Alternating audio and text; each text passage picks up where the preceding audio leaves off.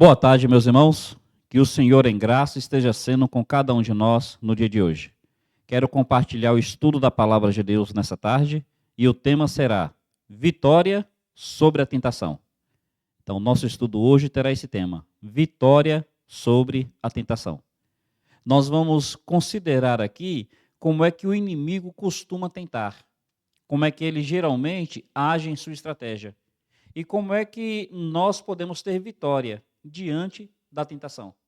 E o exemplo claro, o exemplo assim óbvio, é a tentação de Jesus Cristo.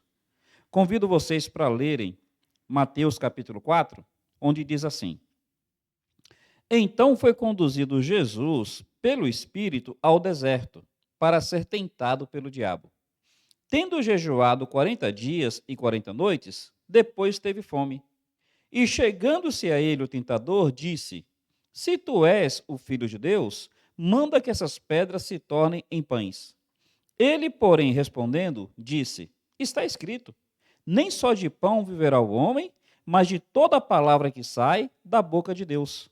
Então o diabo o transportou a uma cidade santa, colocou-o sobre o pináculo do templo e disse-lhe: Se tu és o filho de Deus, lança-te daqui abaixo, porque está escrito que aos seus anjos darás ordem a teu respeito, e eles te tomarão nas suas mãos, para que nunca tropeces com teu pé em alguma pedra. E disse-lhe Jesus: Também está escrito: Não tentarás ao Senhor teu Deus. Novamente o transportou o diabo a um monte muito alto, mostrou-lhe todos os reinos do mundo e a glória deles, e disse-lhe: Tudo isso te darei, se prostrado me adorares. Então disse-lhe Jesus: Vai-te, Satanás, porque está escrito: Ao Senhor teu Deus adorarás, e só a ele servirás. Então o diabo o deixou, e eis que anjos o serviram. Meus irmãos, está aqui a narrativa da tentação de Jesus Cristo e da sua vitória sobre a tentação. Aqui nós vemos como é que o diabo usa de estratégias para nos tentar. E nós vemos como é que Jesus Cristo nos mostra os princípios para vencermos a tentação. Então veja, vitória sobre a tentação. De início, o que a gente pode dizer a título introdutório? Meus irmãos, quem foi que levou Jesus para o deserto? Observe o verso 1, o Espírito Santo. E com qual objetivo que o Espírito Santo levou Jesus ao deserto? Para ser tentado pelo diabo. Aqui tem um mistério, mas nesse mistério tem um princípio.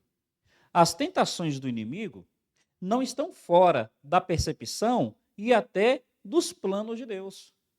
Deus sabe que o inimigo irá nos tentar e Deus até usa essas tentações para nos ajudar a crescermos na fé. E aí veja, o ataque do inimigo, Deus pode usar como algo que nos leve a crescer na fé. Não fique achando que o inimigo vai contribuir para a sua derrota. Deus, na sua misericórdia, pode fazer com que o ataque do inimigo contribui para o seu crescimento. É um mistério. Mas veja se não é assim. No caso de Jó, o inimigo tentou anular a sua fé. E no final, Jó diz assim: Antes, Senhor, eu te conhecia só de ouvir. Mas agora, depois de todos esses ataques, depois de tudo que aconteceu, olha, eu te conheço de uma maneira melhor. Os meus olhos te veem. O inimigo não queria isso. Mas Deus, na sua sabedoria, Deus permitiu para o crescimento de Jó. No caso de Paulo, o espinho na carne, o mensageiro de Satanás, Deus usou para que Paulo aprendesse a depender mais da graça do Senhor. Paulo chegou a dizer que ele se regozijava nos espinhos. O inimigo não queria isso, mas Deus na sua sabedoria. Então, meus irmãos, em primeiro lugar, guarda isso no coração. As suas lutas, as suas dificuldades não estão alheias à percepção de Deus. E veja, elas podem estar até mesmo dentro dos planos de Deus. Não permita que isso seja uma casca de banana na sua vida. Deus quer fazer disso um degrau. Onde é que está a luta? É no casamento? Deus quer fazer disso o seu casamento mais forte. Onde é que está a luta na família? Deus quer fazer disso uma família mais forte. Onde é que está a luta na sua caminhada cristã? Deus quer fazer disso uma caminhada cristã mais profunda, quer fazer de você um cristão mais forte na sua fé. Lembra disso? Mas então, o que a gente pode perceber aqui das estratégias do inimigo? Em primeiro lugar, o inimigo se aproveita da nossa vulnerabilidade. O inimigo se aproveita da nossa fragilidade, da nossa fraqueza. Ele vai sempre no ponto mais fraco. O verso 2 fala que depois que Jesus jejuou 40 dias, depois dos 40 dias é que o inimigo atacou. Ele não atacou no primeiro dia, nem no segundo. Ele não ataca no 10º. Ele espera um momento de maior fragilidade, um momento de maior fraqueza. O que acontece? No primeiro dia, ainda que Jesus pudesse ter fome, era uma fome administrável. No segundo, no terceiro, a fome estava forte, mas parece que ainda era administrável. Quando chega no 40º dia, que fala que Jesus teve fome, ali está dizendo que a fome era maior. Quer dizer, fome, desde o primeiro dia Jesus teve. Mas no 40º dia, a fome estava mais intensa. E é nesse momento de maior fraqueza, no sentido físico, de Jesus Cristo, é que o diabo tenta. Meus irmãos, guardem isso no coração. A estratégia do inimigo é nos atacar nos nossos momentos mais vulneráveis. Veja se não é assim que a Bíblia fala, que o diabo, ele anda como leão, buscando aquele a quem possa tragar. Como é que o leão faz? Ele fica observando o rebanho e ali ele observa qual é o animal do rebanho que é mais fraco, que é mais novo, que está mais afastado. Ele se aproveita da vulnerabilidade. E nessa vulnerabilidade, ele vai no ponto fraco. Qual era o ponto fraco de Jesus naquele momento? A sua fome. E é ali que o diabo tenta atacar Jesus Cristo. Meu irmão, quando nós estamos vulneráveis no casamento, o diabo vai no ponto fraco. Qual é o ponto fraco? É o ciúmes? É ali que o diabo vai atacar. Qual é o ponto fraco? A falta de perdão? A amargura? Qual é o ponto fraco? A falta de satisfação sexual? É ali que o diabo vai atacar. Meu irmão, onde é que o diabo ataca na sua, como é que a gente pode dizer? Na sua carne, que é inclinada para o mundo. O diabo vai atacar no ponto fraco, naquela área onde a sua carne é mais frágil em relação ao mundo. Aquilo que você gosta do mundo, é ali que o diabo vai te atacar. Em primeiro lugar, entenda isso. O diabo, ele se aproveita da nossa vulnerabilidade e ele procura nos atacar em nossos pontos fracos. Como é que ele faz isso? O verso 3 diz assim: achegando-se a ele, disse: se tu és o filho de Deus. O diabo, se aproveitando do nosso ponto fraco, ele quer colocar em dúvida o nosso relacionamento com Deus. Ele quer colocar em dúvida se nós realmente amamos o Senhor. Ele quer colocar em dúvidas se nós realmente nos sentimos amados pelo Senhor. Não é só se a gente ama Deus. Ele quer colocar em dúvida se Deus ama a gente. Não foi assim que ele fez com Eva? Eva diz assim, olha, Deus falou para a gente não comer desse fruto, porque se a gente comer, a gente morre. O diabo fala, não, Deus não tem esse cuidado com você, não. A preocupação de Deus não é te proteger.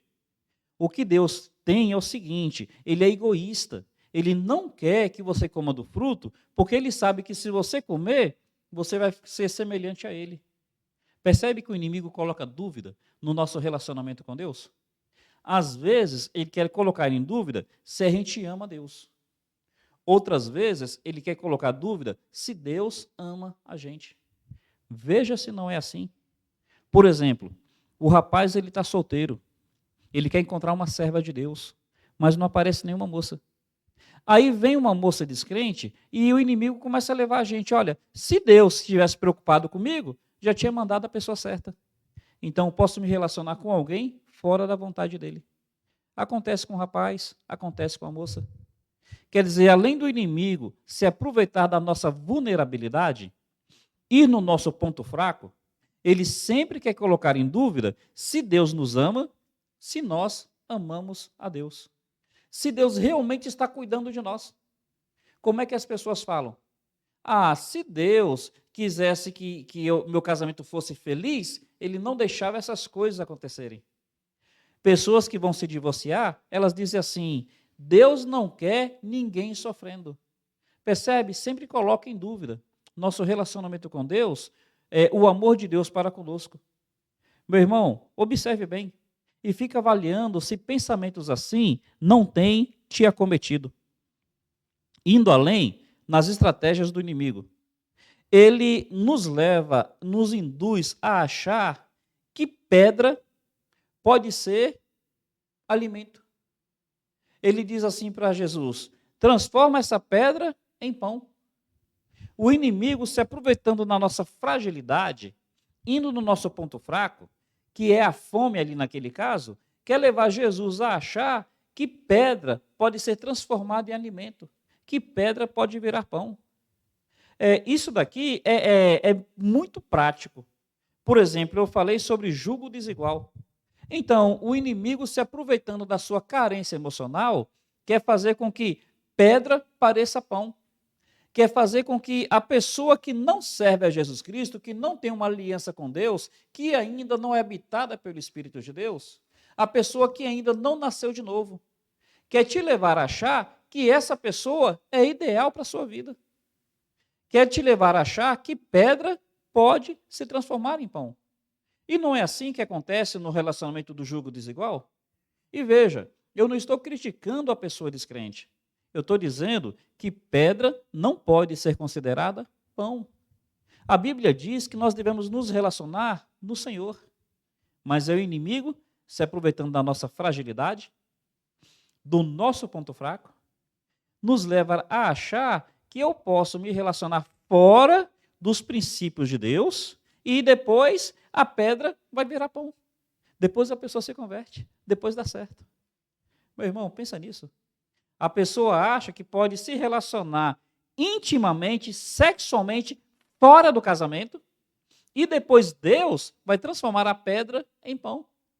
Não, eu posso fazer fora da palavra de Deus, fora da vontade de Deus, e no final, pedra vira pão. Meu irmão, o inimigo te leva a pensar isso. Fontes de trabalho. Tem trabalhos que são louváveis e tem fontes de rendas que são escusas. O inimigo te leva a achar que fontes de rendas escusas podem ser usadas e no final pedra vira pão. Que você pode ter retorno financeiro de forma desonesta e no final pedra vai virar pão. Meus irmãos, percebem como é que o inimigo trabalha muito aqui, querendo nos confundir? Trabalha muito aqui querendo dar um nó na nossa fé, nas nossas convicções e nos nossos princípios? Veja se não é assim na Bíblia. Sansão, ele estava passando por uma vinha e um leão o ataca. Ele mata o leão. Passa um tempo depois, ele volta ali, ele vê o corpo do leão e no corpo do leão havia uma colmeia. E aí ele pega o mel do corpo do leão. E depois ele fala para os amigos dele que do forte saiu doçura e do comedor saiu comida. Meus irmãos, olha como é que está a mente de Sansão. Ele está dizendo que do forte saiu doçura. Veja, o forte é o leão morto. Um morto, um cadáver, ele não está num estado de impureza, de putrefação. Ele pega comida do cadáver e acha que fez uma negoção. Ele sai dizendo, do forte saiu doçura, do comedor saiu comida. Meu irmão, por mais doce que fosse aquele mel, ele estava impuro. Por mais doce que fosse aquele mel, veio da falta de higiene, de um corpo em estado de putrefação. Mas o inimigo te leva a achar isso, que pode sair doçura do pecado, que pode sair alimento do pecado. Meus irmãos, o inimigo ele faz isso, ele nos leva a pensar dessa forma. O inimigo, ele é um estelionatário. Ele promete vida, mas no final ele traz morte. Foi assim que ele falou com Eva. Ele disse, olha, se você comer esse fruto, você será semelhante a Deus. A pedra pode virar pão. Do forte pode sair doçura. E você pode acabar sendo semelhante a Deus. Ele te leva a achar que você vai ganhar alguma coisa com o pecado. Ele te leva a achar que você vai lucrar com a desobediência. Ele te leva a achar que disso vai trazer felicidade, vai trazer realização. Meus irmãos, assim são as estratégias do inimigo. Indo um pouco além, ele trabalha também com a insistência. Observe que ele vai tentar com Jesus Cristo 3 vezes. Parece que a narrativa fala que a tentação durou 40 dias, mas no final foram 3 ataques mais fortes. O inimigo, ele é insistente. No final fala que ele se retira por pouco tempo, ou por tempo oportuno. Então nós precisamos tomar cuidado com isso. Daí a palavra dizer que nós devemos ser sóbrios e vigilantes. Meus irmãos, o inimigo não desiste.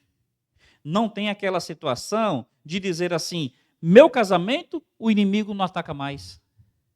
Minha pureza sexual, o inimigo desistiu. Não existe isso. O inimigo trabalha pela insistência. O inimigo parte daquele princípio. Água mole em pedra dura, tanto bate até que fura. Entendamos isso.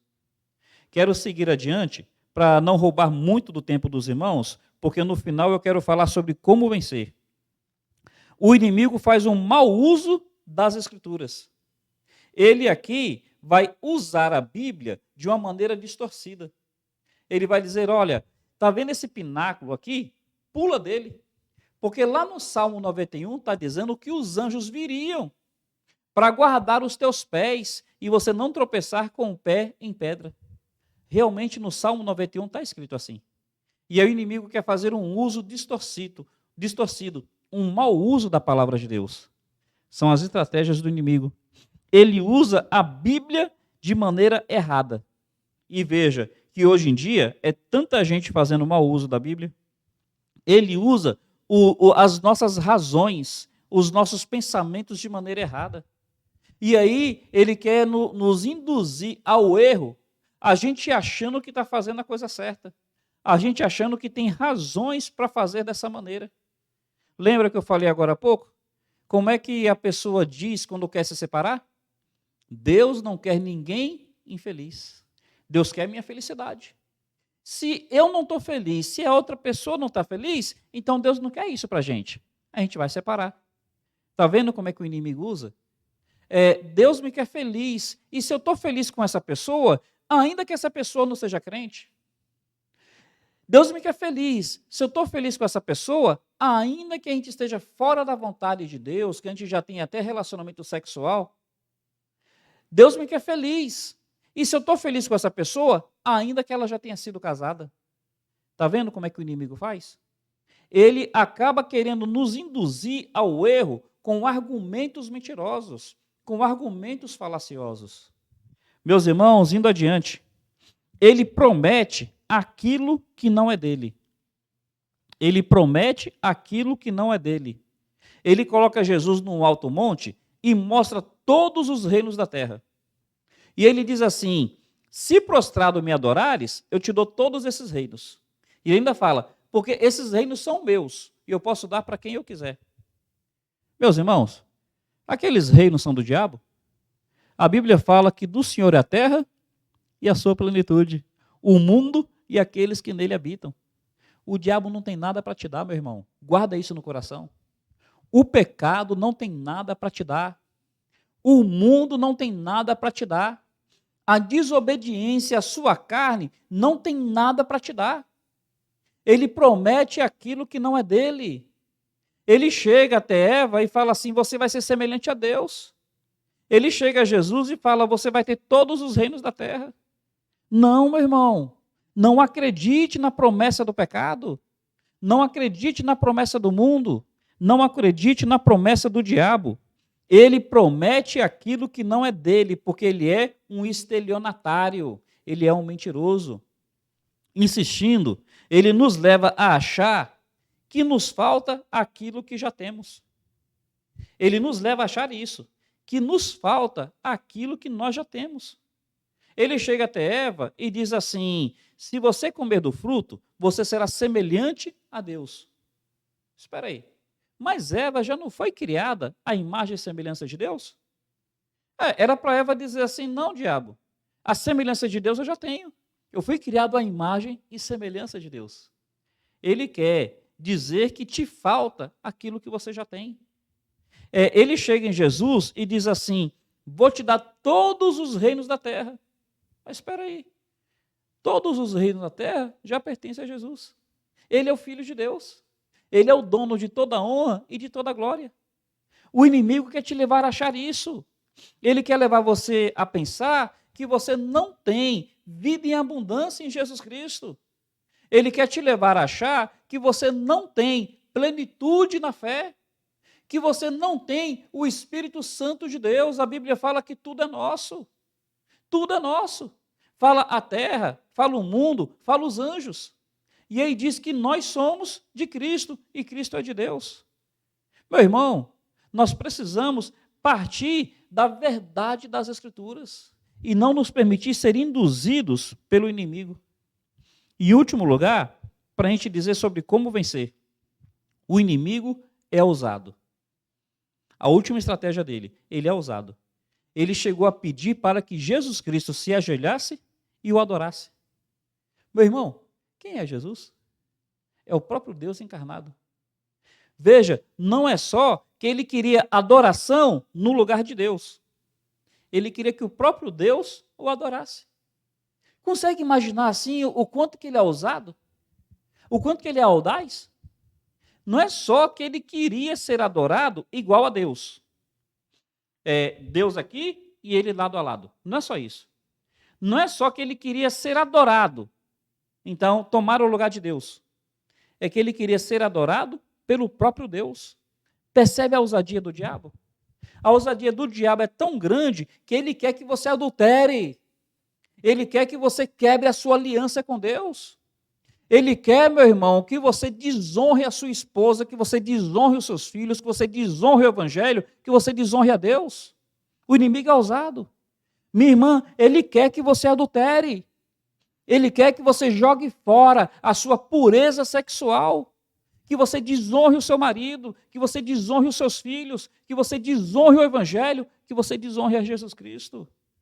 Ele chegou a pedir para que o próprio Deus se ajoelhasse e o adorasse. Veja a ousadia do inimigo. Ele quer que eu, pregador do evangelho, desonre o evangelho, escandalize o povo de Deus. Ele quer que eu negue a minha fé. O inimigo é ousado. Meu irmão, entendamos isso. Por isso que a Bíblia fala, não deis lugar ao diabo. Com o diabo não tem argumento, com o diabo não tem discussão, com o diabo não tem negociação. Ele é ousado. E meus irmãos, sendo assim, entendendo como é que é a estratégia do inimigo, ele se aproveita da nossa fraqueza, ele vai no nosso ponto fraco, ele nos leva a achar que pedra pode virar pão, ele é insistente, ele realmente promete o que não pode dar, faz um mau uso das Escrituras, ele te leva a achar que você não tem o que Deus já te deu, e ele é ousado. Entendendo isso, como é que nós vemos que Jesus Cristo venceu? E eu queria ser breve nessas colocações, porque aqui não é questão teológica, aqui é tão somente questão prática. Em primeiro lugar, Jesus venceu porque Jesus era um homem que praticava oração. O que Jesus estava fazendo no deserto? Orando. E meu irmão, veja bem, em qualquer momento eu devo buscar orar. Mas Jesus me ensina que ele não esperou ser tentado para orar. Ele já estava orando antes. Cultive vida de oração. Cultive vida de oração. Não espere surgir o problema para você começar a orar. Veja, se aconteceu, Deus não vai rejeitar a sua oração, não. Mas olha, se resguarde antes. Traga essa cobertura espiritual sobre a sua vida antecipadamente. Pratique a oração em todo o tempo. Em primeiro lugar, nós vemos que Jesus ali, ele já estava amparado por uma vida de oração. Meu irmão, não espera ter crise no seu casamento para você orar pelo seu casamento. Não espere ter crise para você começar a orar com a sua esposa, porque na crise vai ser muito mais difícil orar. Desde antes, cultive a oração. Cultive essa prática. Pelo seu trabalho, pela sua pureza sexual. Deus não me deixa cair em adultério. Pelos seus filhos. Então, em primeiro lugar, Jesus antecipadamente já estava se revestindo de oração. Em primeiro lugar, isso, meus irmãos. Segundo lugar, pratique a dependência. Quando o diabo falou assim, transforma essa pedra em pão, Jesus fala, nem só de pão viverá o homem, mas de tudo que proceder da boca de Deus, é disso que viverá o homem. Jesus está dizendo, olha, a minha maior necessidade não é pão. A minha maior necessidade é depender de Deus. Pratique dependência. Entregue-se às mãos do Senhor. Entregue-se ao cuidado de Deus. Como é que diz aquele cântico? Deus diz, é meu, somente meu, todo o trabalho. E o teu trabalho é descansar em mim. Então, em oração, pratique dependência. Diga a Deus, olha, se o Senhor não edificar a minha casa, não tem nada que eu possa fazer para edificar. Se o Senhor não vigiar a minha cidade, não tem nada que eu possa fazer para proteger. Pratique dependência. Deus, se o Senhor não for comigo, eu não vou ser um bom marido, eu não vou ser um bom pai, eu não vou ser um bom crente, eu não vou ser um bom pastor. Pratique dependência. Senhor, acima de tudo, eu não preciso das coisas à minha volta. Eu não preciso necessariamente de pão. Eu preciso é obedecer ao Senhor. Dependência, obediência. O que Deus fala sobre essa situação? Meu irmão, nós às vezes queremos lidar com as coisas a partir das circunstâncias. A partir das circunstâncias, se minha mulher é grossa comigo, eu vou ser grosso com ela. A partir das circunstâncias, se minha mulher não me valoriza, eu não preciso também valorizá-la.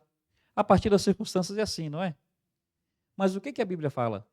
Maridos, amai vossas mulheres, como Cristo amou a igreja. Cristo esperou a igreja ser obediente para amar? Cristo esperou a igreja, assim, ser fácil de ser amada? Não. E é assim que nós devemos amar a esposa. Não quando é fácil, não quando ela faz por onde, mas tão somente se dispor a amar. Minha irmã, o que a Bíblia fala? Mulheres, sede submissas. Quando? Quando o marido te ama? Quando o marido é agradável?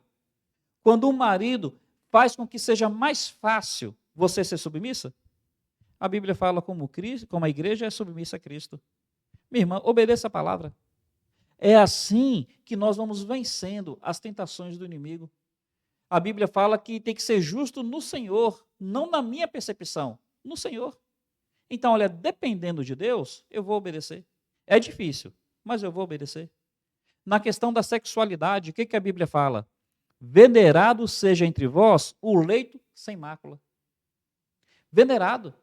O casamento tem que ser venerado e o leito sem mácula, pureza sexual.